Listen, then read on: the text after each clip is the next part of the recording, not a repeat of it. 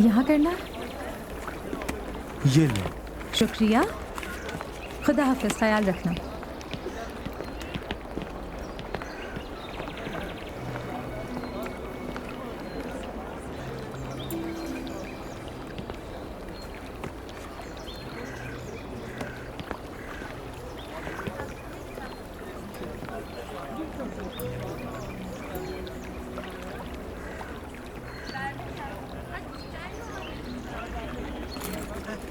हिजे, मैं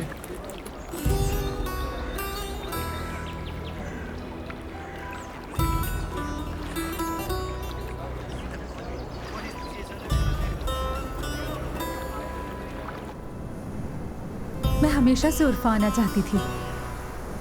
कुछ अलग ही बात है इस जगह में। ये एक जादुई जगह है। जरा देखो तो,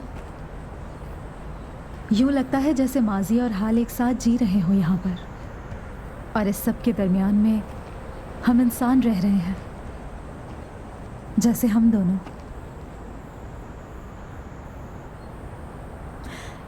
इंसान अपना माजी देखकर बहुत हैरान होता है। पहले वो गारों में रहा करते थे, किले में मार्च करते हुए सिपाही। इब्राहिम अलैहिस्सलाम के ज़माने के बारे में तजस्सुस है। कहा जाता है कि उन्हें इस जगह से यहाँ पर मंजनीक के ज़रिए आग में फेंका गया था। ज़रा तुम इस बारे में सोचो कि इस जगह से किसी को आग में फेंकने की तैयारी हो रही है। जब मैं तालाब में उतरी थी तो इस बारे में सोचे बिना नहीं रह सकी मैं, कि कभी यहाँ आग के शोले भड़कते थे।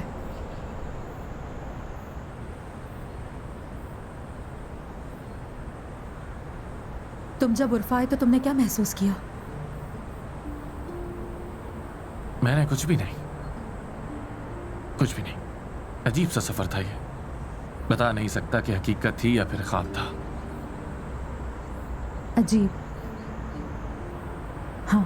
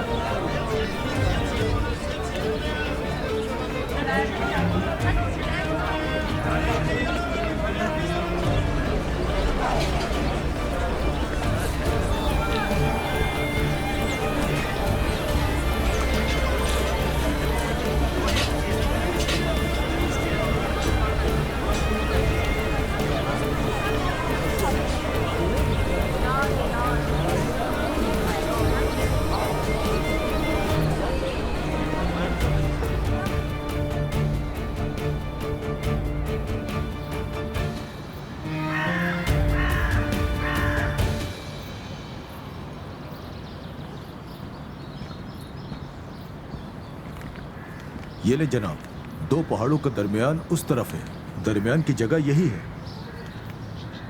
क्या आप जानते हैं, पहले यहाँ घोड़े बांधे जाते थे। इब्राहिम की आग से मुराद इब्राहिम का तालाब ही है।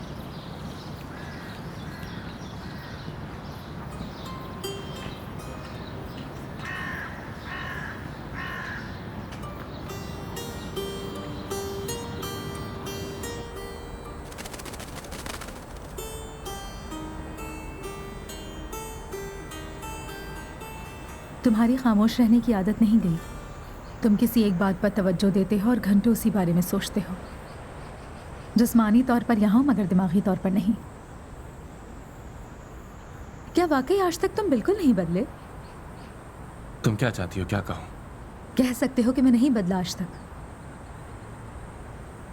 तुम वही शख्स हो जिसने मुझसे ताल्लुक तोड़ लिया था, याद है तुम्हें? हिजे, तुम ये कह सकते हो कि मैं मसलन बहुत ज़्यादा डर गया था उस वक्त, या फिर तुम उस दिन इसलिए नहीं आए क्योंकि सब कुछ छोड़ने से खौफज़दा थे। मैंने तुमसे मुताल्लिक कुछ ख्वाब देखे थे इब्राहिम। एक ही शहर, एक ही यूनिवर्सिटी, हाँ एक जैसे मज़ामीन, गोताखोर बनना था, दुनिया दरियाफ्त करनी थी हमें एक साथ।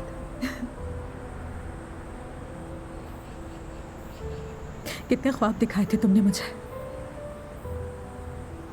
और अब मैं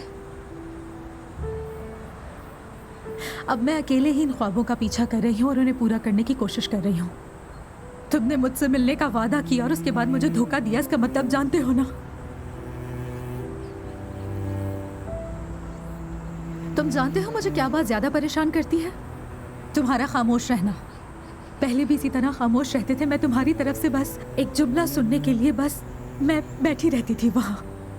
लेकिन अब तुमसे ये सब पूछने का कोई फायदा नहीं, क्योंकि तुम कुछ नहीं बोलोगे और ना मुझे बताओगे कि सब क्यों हुआ। इतने अरसे बाद मिलने के बावजूद तुम्हारे पास आज कोई जवाब नहीं। अगर है तुम्हारे पास जवाब तो बताओ।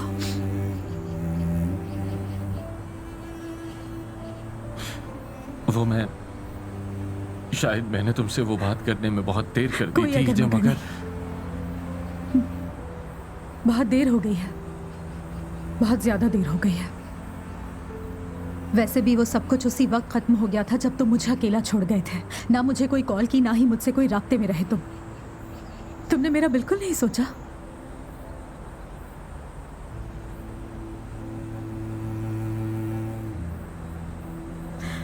पता है, ये सब कुछ मुझे तुमसे कहना ही नहीं चाहिए। पता नहीं क्यों कह रही हूँ। कहने का फायदा नहीं, क्योंकि तुम में रिश्तों को संभाल के रखने और उन्हें अहमियत देने की बिल्कुल भी सलाहियत नहीं है। तुम बहुत डरपोक हो इब्राहिम,